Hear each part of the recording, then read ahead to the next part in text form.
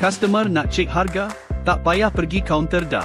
Dengan Easy Retail Price Check, semua jadi lebih mudah. Jom tengok.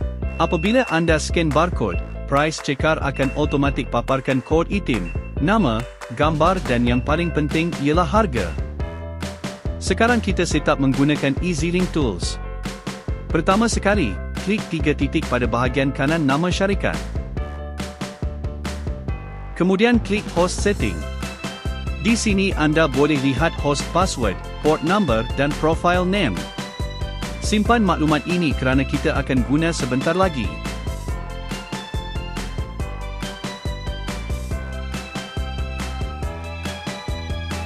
Setelah log masuk, klik Pause Counter Management dan pilih Price Checker Maintenance.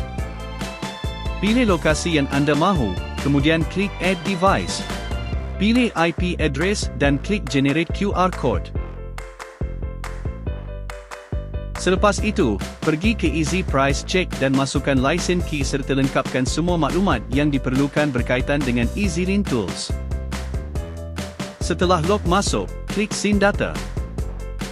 Dalam Team Setting, anda boleh ubah skrin rehat dan skrin paparan. Anda boleh ubah gambar pada skrin rehat.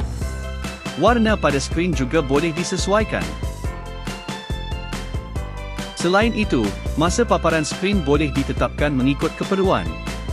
Anda juga boleh ubah saiz skrin supaya sesuai dengan item yang dipaparkan. Setelah selesai, klik Apply and Save Settings. Kemudian, pergi ke System Settings.